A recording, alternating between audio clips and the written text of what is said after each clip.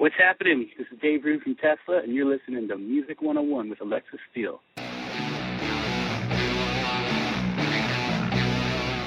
Welcome to Music 101 with your host, Alexis Steele. Brought to you by Steele Entertainment. Find them on the web at steeletalentagency.com. Produced by Romeo Recordings. Find them on the web at romeorecordings.com.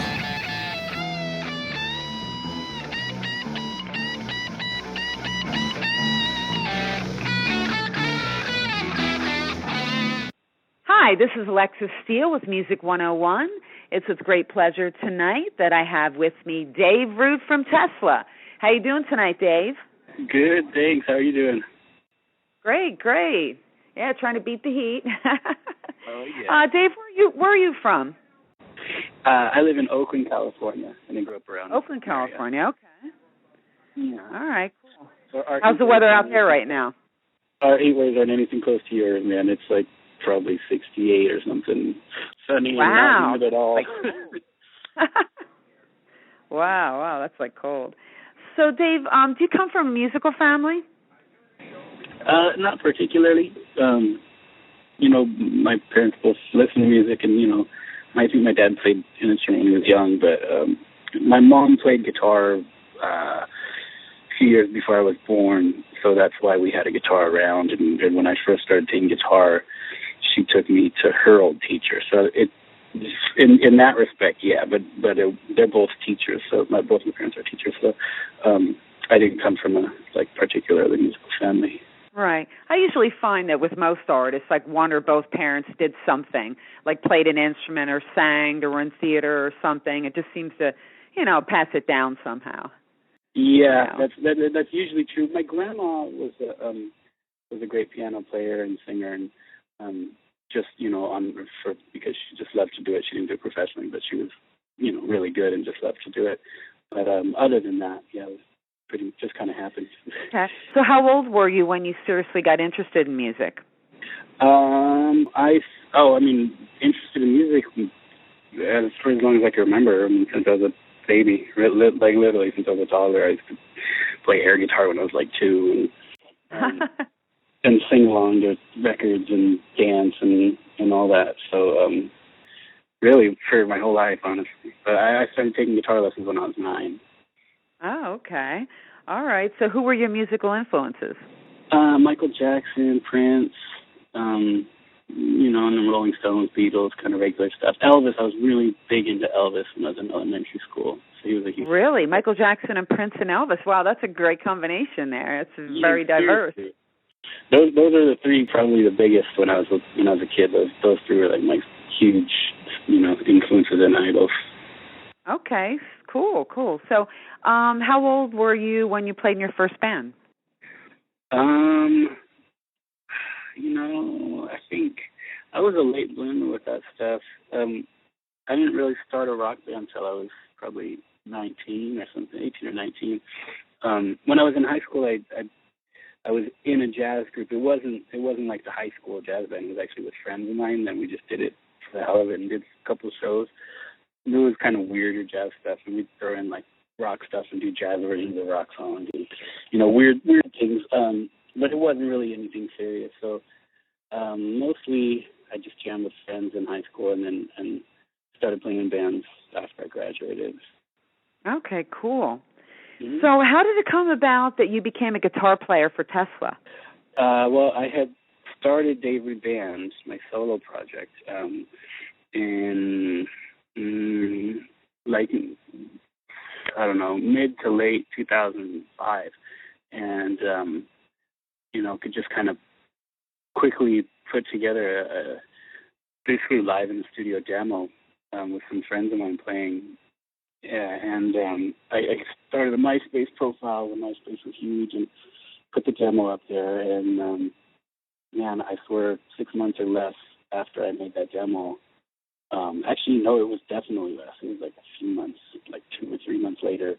Frank Cannon, the other guitar player in Tesla, happened to find my MySpace profile just totally out of the blue, and sent me an email and asked me if I wanted to jam with them to see about maybe filling in on some solo dates because he has a solo band too, and he needed a second guitar player. And so I said I was, interested because I was a big fan, and he's a great guitar player, so I was really excited. But when I went up to meet him, it turned out he was actually, he did need someone for a solo band, but it was really just as a training camp for Tesla. So kind of, he said, well, if this all works out, then it'll be Tesla too. And I was like, oh, wow, okay, that's pretty cool. Yeah, let's do it.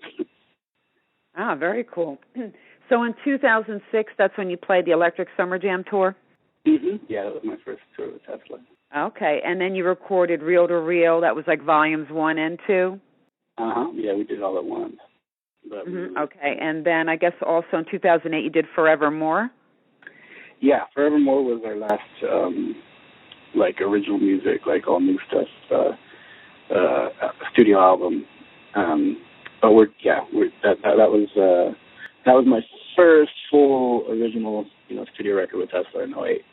And since then we've had a couple of releases, but nothing that was like a full studio album. Okay, cool. So now you also front your own band, the Dave Rude Band, and you released a CD recently on Rat Pack Records. I believe it was June 4th, something like that, titled The Key, right? Yeah, you got it. Okay, so what's the story behind the name of your CD, and why did you choose The Key? It's the name of the first song on the album, and when I was just kind of going through it and thinking about it, but a lot of times I like it when bands use the song name as an album name. It can be cool when it's something totally different and abstract and arty too, as when it's just some different sort of name for the album than it is in any of the songs.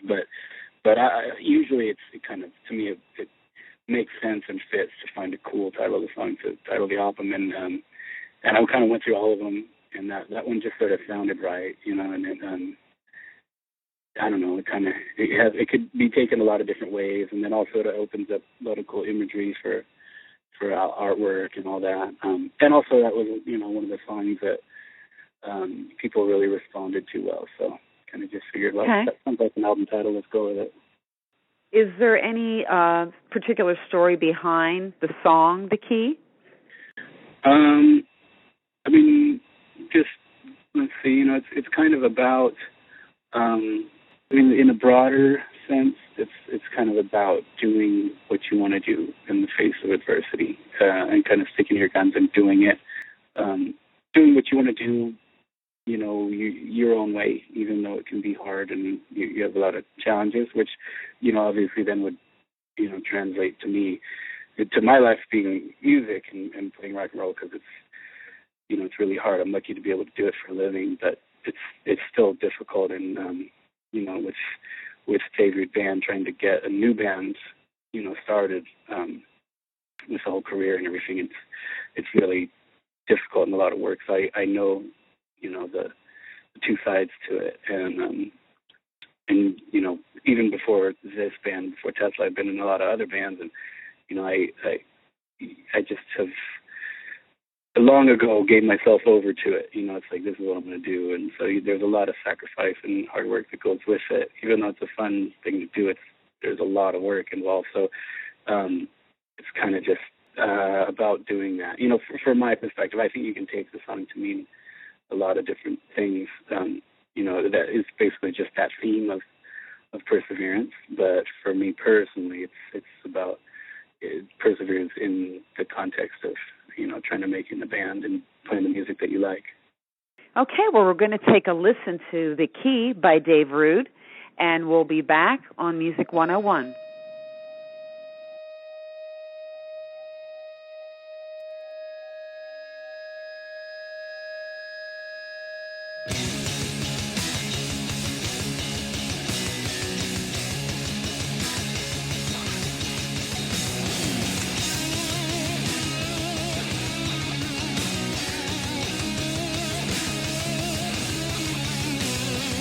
If I wake in the morning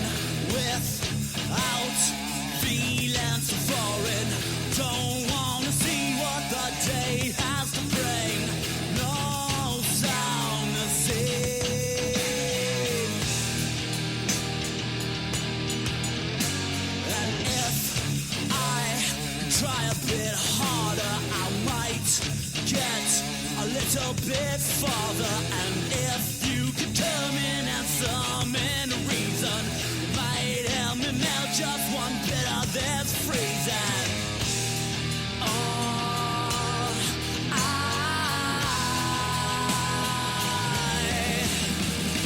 Break right through this illusion that I'm always pursuing. Stop what you're doing is enemy.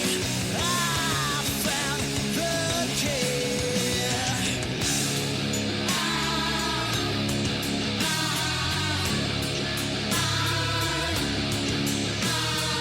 You keep pushing me down and you smile while you polish your crown, and you like to remind me what I once believed. Now I'm not deceived.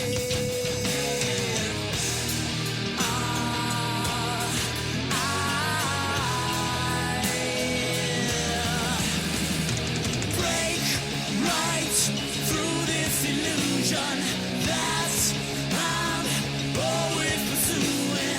Stop what you're doing is enemy. I found the key.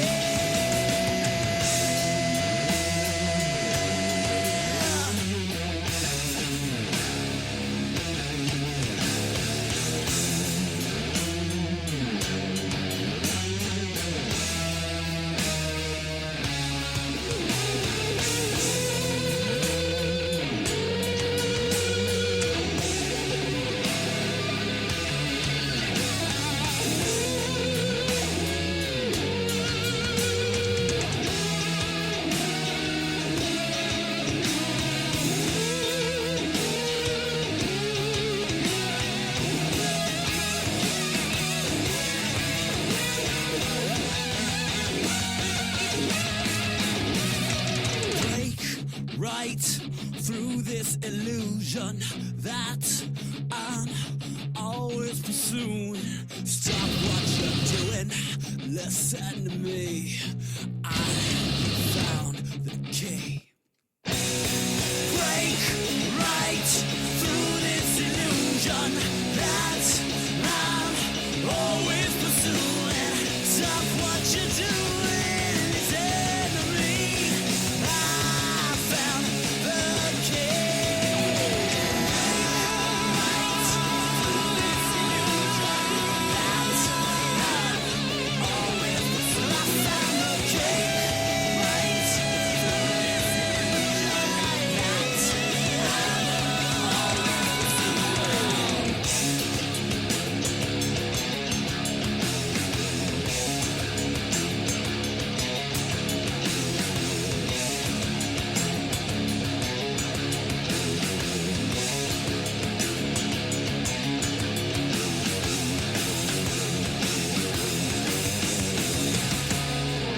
Okay, we're back with Dave Root from Tesla. He's talking about his new CD called The Key. Dave, how would you describe your music? You know, overall, I would just say hard rock. But, you know, if you get a little more in depth, I'd say it's sort of a mix, you know, of old school classic influence, you know, hard rock with sort of a newer modern twist, and just, you know, it's a little more unique, I think, than most newer rock bands. I've found that most bands that come out new usually fall into one of two categories. They're either, you know, old school throwback bands that just kind of rehash stuff, and that really just bores the hell out of me. Like, for the most part, sometimes they're kind of fun, but usually it's just like, man, AC/DC did it better, you know, or Rolling Stones did it better, and rarely do those bands last, and usually they're just, for me, they're not really very interesting at all. And then the other side of the coin is you know, the ultra modern radio rock bands that are trying to be super cutting edge and different, but also not so much that they're trying to be different, but they're trying to be new and you know, crystal clear and perfect and radio friendly as hell. And I love pop music and radio music, but man, radio rock pretty much bores the hell out of me, because it's just really homogenized and generic, and the same stuff that everyone always complains about with rock that's on the radio. But at the same time, when it's done well, it's cool. Like some of those bands have still really great songs, and I do like that it's something different. So it's basically just sort of my hope for it is that it's a sort of a newer twist on classic rock. Basically, that's the long version. Okay. I think your CD is very diversified. You have, like it's kind of like some different styles of music on there. How many tracks are on your CD? 10. 10 tracks. Okay, so. All right. And who do you have in your current band lineup? Well, actually, right now the band that made this record actually isn't really together.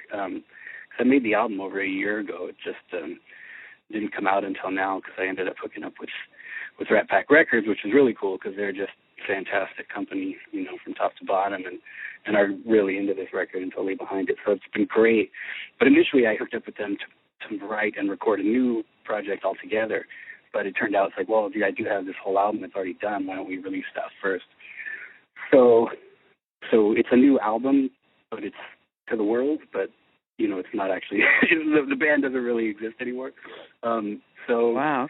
In the band on the record, bass player is named Marco Guzman, and the drummer is Josh Schmidt. And us three together, we're together as a band for about 5 years, and, toured and recorded and did all sorts of stuff, and, kind of went everywhere, and it was a lot of fun.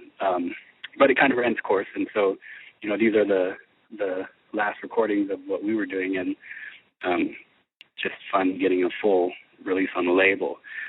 But there is one track on the key that is different. It's got a totally different lineup. I sing, obviously, and play some acoustic guitars, but the rest of it are all my buddies in Nashville, and Troy Laquetta from Tesla played drums on it. And it's kind of a random sort of, chain of events that made that song end up on the album. But aside from Tesla and aside from David Band, I also go out on my own to Nashville and I write out there with country songwriters and try and pitch songs to country artists. And that song On My Own Again, which is on the keys, I think it's track 4, I wrote that out there with a guy named Doc Holliday, and then we demoed it up. And, he played a bunch of stuff because a lot of it was recorded after I had gone home to California. So he played the guitar solo and bass and all the electrics. And Troy lives out in Nashville, and he really loved the song, so he offered to play drums on it in his studio, and kind of all just came together. And when I was there, I played acoustics and sang it. And, it was totally separate from this album, but when I was, going through tracks, I was like, well, I only have 9 full songs with the band, so I'd really like to at least make it a 10-song album, and what else could I put on there? And that one really screamed out like this would work, because it was written sort of as a pop country song, but a lot of country these days has a lot of heavy rock influence, and to me it works well as a rock ballad or a country ballad. So just kind of said, screw it, let's put the Nashville version on there, and then also get to have Troy on the record, which was pretty fun. Very cool. So for this CD that you did, who did the songwriting? Was it everyone together, or just you and maybe someone else, or how did you work that?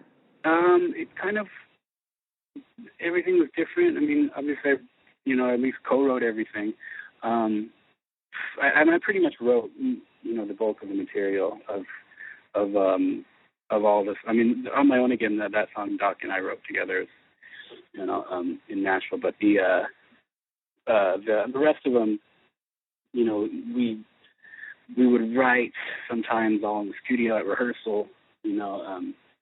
Maybe I just would come up with a riff, and then we'd just start jamming on it, and then I'll come up with a change, and the guys would follow me, and then we'd come up with another change, and then then rearrange it and tweak it out till we all liked it a lot, and then I'd write, I'd usually write vocals later.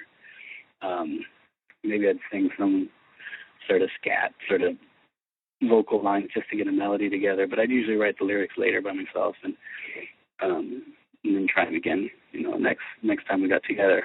But then there's a couple songs. There's a song called, the last song on the album is called Charlie Mansion. And that one was, I've been playing that. I wrote the music for that song, God, years, well, maybe 10 years ago.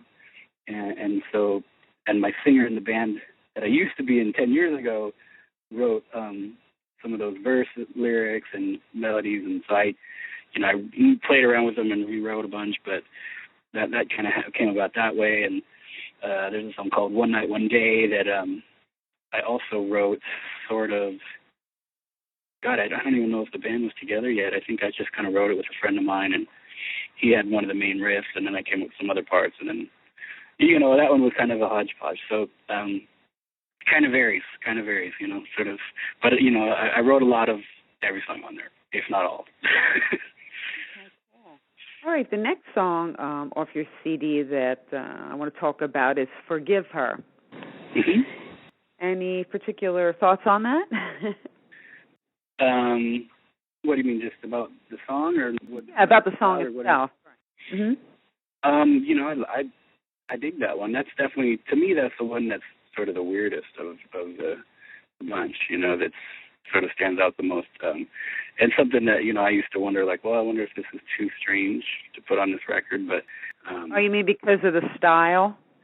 Yeah, like just stylistically, it just sounds a lot different. And it's funny too because it almost has like sort of cowboy country kind of vibe, which was, 2 years before I'd ever even thought of going to Nashville. It has nothing to do with the country songwriting I do at all. I mean, it was originally a rock song, like it sounded like Jet or something, and then we just jammed it out in the studio and changed it around to make it something totally different dynamically. And, because it's pretty unique. It's a weird sort of groove, and to me, the chorus sounds a lot like the Eagles. It's got those sort of California. I thought it was good. I liked it. I thought it, sort of almost had a pop kind of overtones or undertones to it, and you have the harmonies and stuff like that. Well, thanks. Yeah, definitely. Yeah, I love pop, so hopefully it comes through in every song. But that one especially, yeah, it's definitely very melody driven and definitely has a pop element to it. So, I just said screw it, because like you said, the record's pretty diverse, and I like that. That's another thing about the sort of newer bands these days. Usually people try and stick to a sound, like one sound, and it kind of makes the record all... It's boring, though. It's a little boring, yeah, because they're trying to establish their sound as a new band so people can associate, a certain genre or sort of vibe with that band. And I understand that mentality, but I've never really been into it because all my favorite bands and favorite records, they have a lot of different, feels throughout the course of the album, whether it was a new band or any Zeppelin or Stone Temple Pilots or Guns N' Roses. It's like every, the songs all sounded different. It wasn't just one style 10 times or 12 times. So I kind of just went with it. And, it's also a weird, lyrically it's about, it's totally fictional, but it's about, it's from the perspective of parents who raised a kid that wasn't theirs because the kid's mom had a lot of trouble when he was a baby. Like it could be maybe one of their sisters or a good friend of the family, and kind of was falling apart with the baby, so they took the baby and raised the baby. And you're telling the kid to kind of try and forgive your mom because she couldn't, she didn't want to give you up. And, it was tough, but it was better that she did this way than if she had tried to stick it out, because it could have been a lot worse. So, kind of, yeah, sort of, I don't know how to encapsulate that into it. Well, it certainly sounds like a good story, and I think it's a great song. Okay, well, we're going to take a listen to Forgive Her, and we'll be right back on Music 101.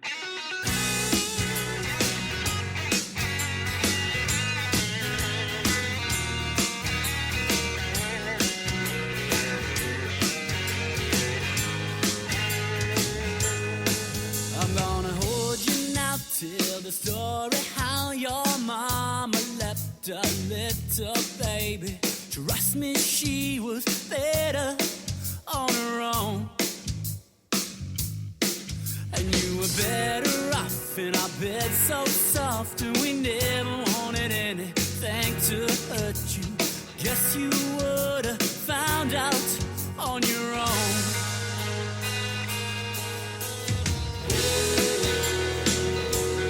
Look inside your heart and forgive her, forgive her. Just go on and try. Look inside your heart and forgive her, forgive her. Have too many years gone by. It's so hard to cancel best laid plans, so she clenched her teeth as she ran, ran, ran. Too young to know just what she should do. But we were here when you first appeared, and we never had a second thought to keep you, raise you like our own, and saw it through. Yeah. Look inside your heart and forgive her, forgive her. Just go on and try.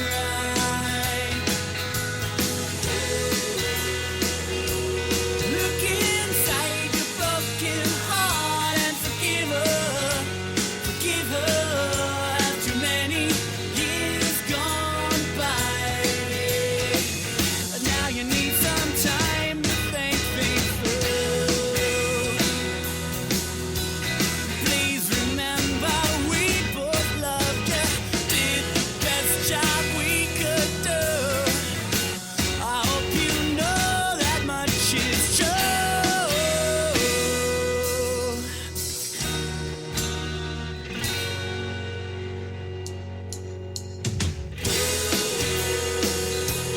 Look inside your heart and forgive her, forgive her. Just go on and try. Look inside your broken heart and forgive her, forgive her. After many years gone by. Yeah.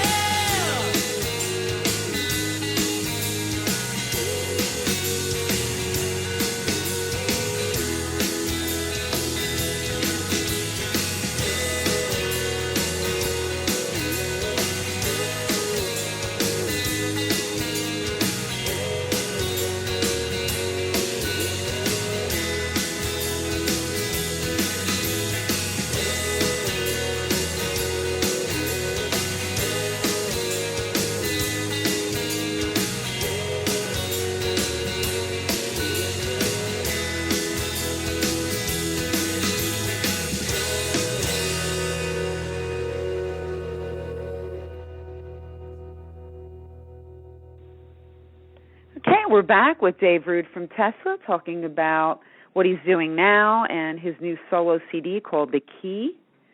Dave, do you plan on doing any kind of touring now in support of your CD? I don't have anything booked right now. I wouldn't rule it out, but I'm not particularly looking for it. Just because right now I'm really busy with Tesla. We're doing a lot of touring, and we also with Tesla are starting to work on a new album of all original stuff. So it's kind of getting into writing mode at the same time as being in touring mode. So I don't know. I wouldn't really have time, at least for a few months. Like I said, the band's not really together anymore, so I probably won't. We'll see. If something cool comes up, maybe I will. Because, I said that before, that I wasn't going to do any shows. But, in December, I got an offer to play in San Francisco and open for Duff McKagan's band. And so, that sounded really fun, and it was a cool venue. So I did that show just kind of as a one-off. So you never know, maybe. But there's not any big tours planned right now, no. Okay. How did you get the name The Modern Day Cowboy? Oh, God, where did you see that on Wikipedia? Might have been. I'm curious because I have no idea. Once I saw that on on fucking Wikipedia, it's got like it has like that's my official nickname. I've never once been called the Modern Cowboy. Are you serious? I have no clue, but I have seen that, and so I wondered, like, I don't know who the hell wrote that. I figured maybe a fan wrote the Wikipedia entry to begin with, and it's just that was like the one thing I would sort of be like, I don't know where the hell that came from. I mean, other than obviously it's the big Tesla hit. We play it every night, but I mean that song was written when I was in like the second grade, so I don't know. Funny. Anyone. I've never been called it, but that's a good question. Had it actually been my nickname, and I still am curious as how Wikipedia thinks that is my nickname. Well, maybe you need to put have cool nicknames, man. I wish I did. Oh, that's too funny. So what is your favorite guitar that you like to play? It's hard to say right now. I'm really stoked on this Epiphone Explorer Pro that I've got, a silver one that I've been playing a lot with Tesla for the last year. And I put some Seymour Duncan pickups in it and coil tapped them so they can go single coil if I want to. And man, it just sounds great. Explorer guitars just sound huge. I've got a Gibson at home too that I used on the key, and it just it sounds like two guitars. It's huge. But in general, I've been a Les Paul guy. I still probably would identify most with the Les Paul, as I've got a bunch of those, and that's what I've played for most of my career, and they're just fantastic guitars. And I played a couple of my Les Pauls on the key, and I actually on the key I also used an Epiphone Sheraton for a lot of the rhythm tracks, which is it's a semi-hollow body guitar, kind of like a B.B. King style guitar, usually more of a sort of jazzy kind of feel, and since it's semi-hollow, it those type of guitars usually ring and feedback a lot live if you're plugged into a big stack of distorted amps. But I haven't had trouble with that on this guitar very much, and it's funny because, like I said, it's usually made for more cleaner style of music. But when I plugged that into my big, distorted amp when I was in the studio, it just sounded amazing. Like, it really got a great, unique sort of fat rhythm tone. And that's on the song The Key, actually, a bunch. That kind of the main guitar sound on the key. And it's on, other songs throughout the album, which is really cool. And that guitar is really super cool. But in general, yeah, Les Pauls and Explorers. Yeah. All right. So the next song that I want to talk about, which I thought was very interesting, like what I was saying before about your music on your CD is very diverse. What influenced you to want to cover Sledgehammer by Peter Gabriel? Oh, man. That one just sort of came up by accident. It's a song that everybody knows, and everybody loves, it seems like. And I don't even know. I think one day at rehearsal we just decided to try it for fun, and like instantly we all dug it, And it's because we're a trio, so it's like there's not much you can do in terms of all those layers like on the original Peter Gabriel version. There's so much production and it sounds so cool, horns and keyboards and backup vocals and percussion and all this stuff.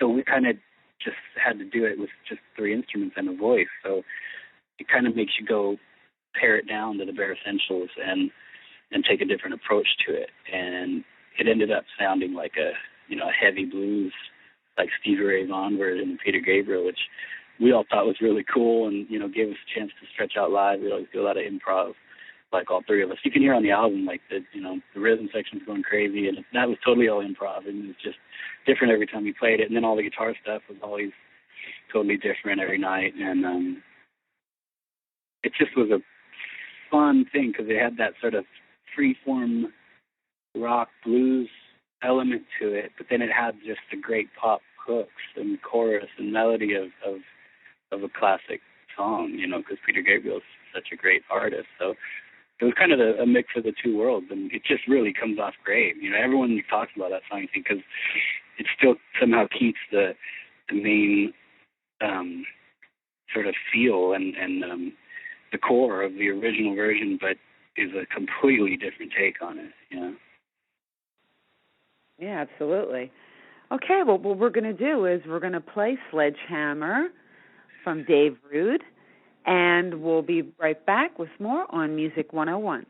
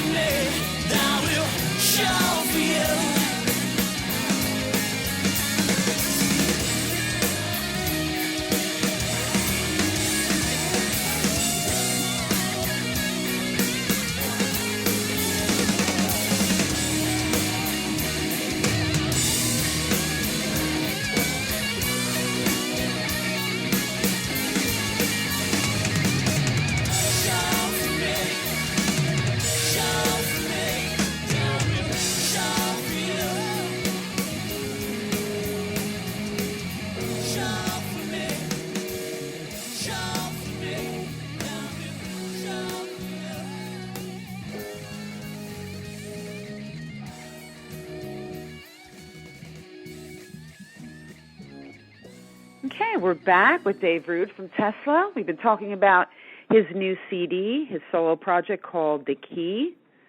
Dave, what do you think about the state of the music industry right now? It's hard to say, but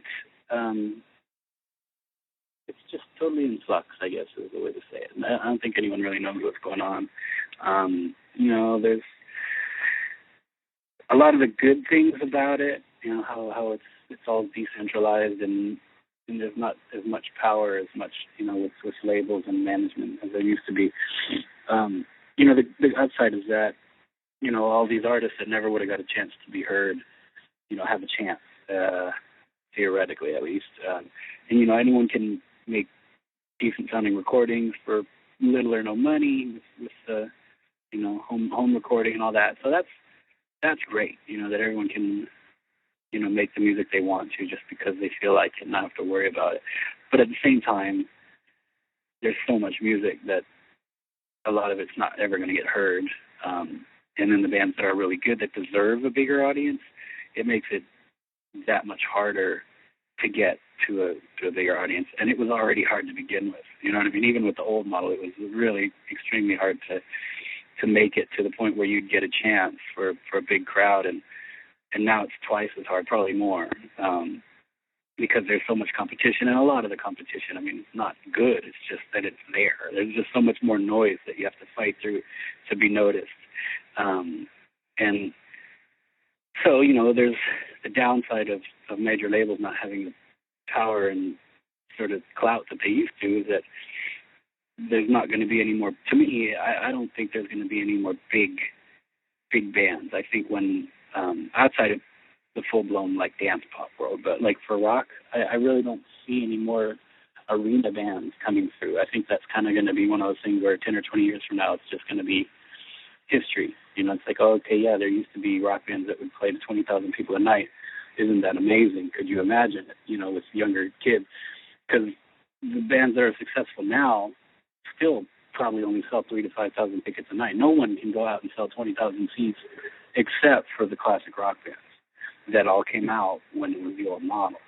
So unless something, there definitely could be some sort of weird change that no one's anticipated, and maybe things won't be that way. But I just don't see any of the newer bands growing into this, huge touring entity sort of thing that a lot of the bands out now. If you look at all the bands that are currently, headlining arena tours, not festival packages, but just one band headlining with an opening act, very few, if any, have come out, more recently than 10 years ago.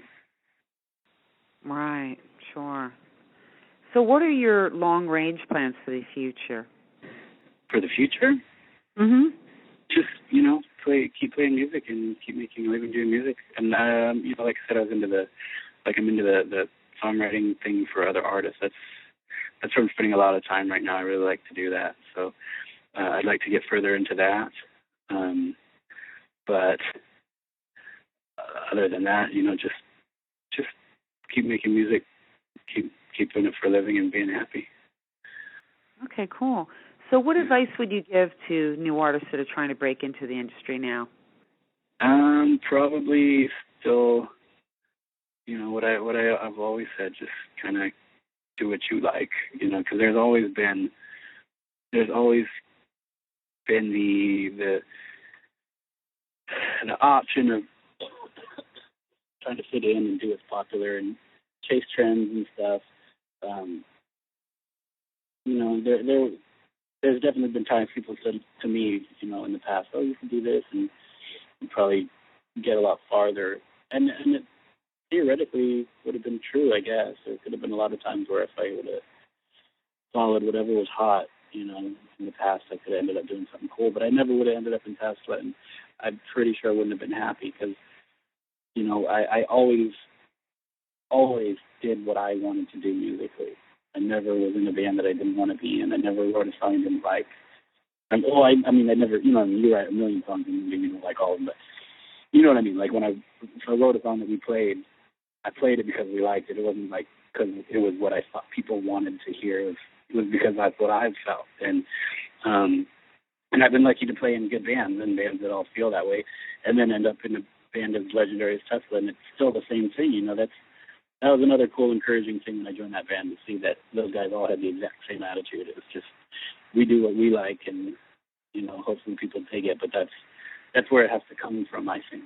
There are different attitudes and sort of theories, but for me, I think the artist has to believe it and mean it, and it has to be 100% from your heart. And then if you're good and the commercial tides are right, hopefully the masses will be in the same mood as you are and like that kind of music, But the bands that are biggest always have, done something because they like it, whether it's popular or not, and then eventually it just becomes popular. So I would still say, whatever happens in the future, the music business, as topsy-turvy as it is, I'd still say to a new artist just to keep doing what they like to do, and that'll be the best sort of path forward, whatever happens. So in essence, stay true to yourself, right? Absolutely. Yeah. Otherwise, you got nothing. I mean, the chances of you making money in this business are so slim. You might as well enjoy it. You can't. This isn't like going to law school where you have a pretty high chance of getting a good paying job. You have a really high chance of getting absolutely nothing. That's what your odds are, really. Right. And that's always what you were up against. So if you don't like what you're doing for no money and no fans and nothing, then you're wasting your time. You have to love it when there's 5 people at the gig and you're not making $1. And then if you ever make $1 million, it's going to be that much sweeter. But if you don't love it for the right reasons, get out right now, because it's a complete waste of time. Exactly. Eventually you're going to get out anyways, and it's just going to be dirtier. Absolutely. Well, I have one more song that I'd like to play, and this one's called Afterlife. Any thoughts on that? Favorite. Yeah, that's probably my favorite song on the record. I love it. It's kind of weird. Definitely one of the more modern songs, but still pretty rocking, and I just love the melody. It's, obviously about the afterlife. It's about just kind of wondering, what happens after you die, if there is anything after or not, or what could be, kind of just question that probably a lot of people ask themselves, I'd imagine, and I definitely have. So just kind of talked about that in the lyrics, and I just have always really loved the song overall. It's kind of a weird single note riff or single string riff, not single note, but single string riff, and kind of weird dynamics, and kind of has a little bit of Jane's Addiction feel, but then still big chorus rock vibe, and I don't know. I love it. Yeah. Okay, cool. Absolutely. All right. Well, we're going to take a listen to Afterlife by Dave Ruud from Tesla, and we'll be right back on Music 101.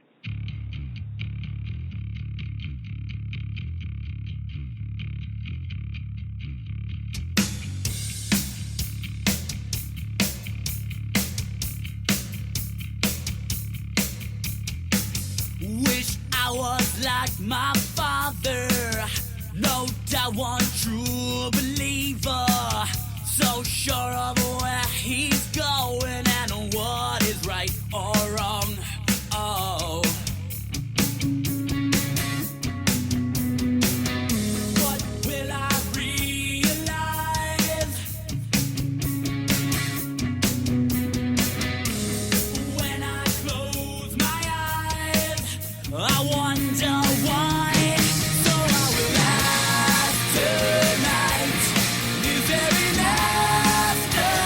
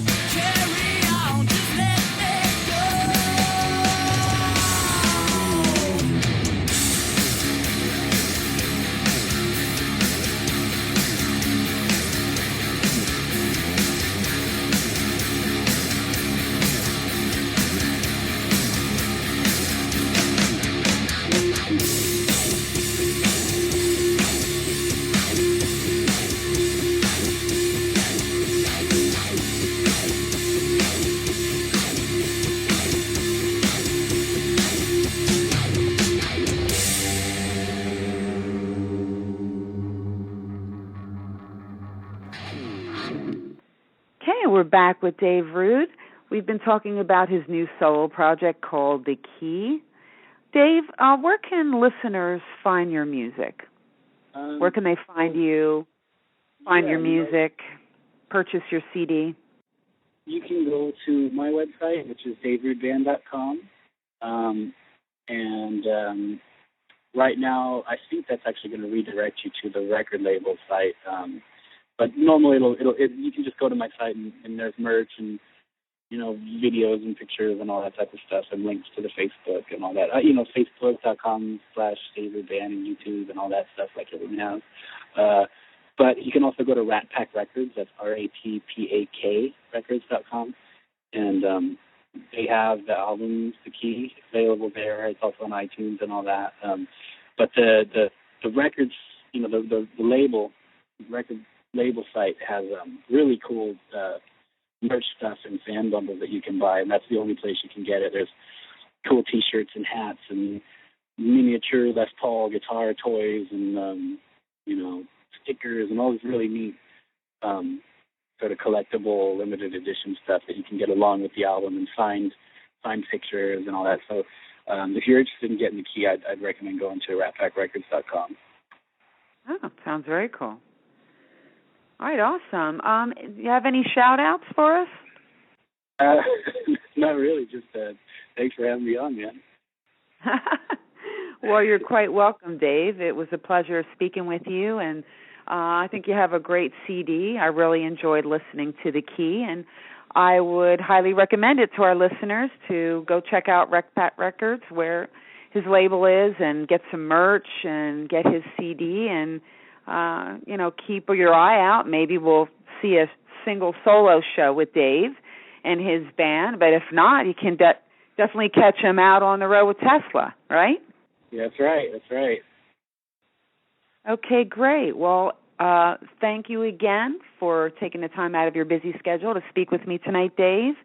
And you have a wonderful evening. No problem. Thanks for having me on. I appreciate it. Okay, thank you. Take care.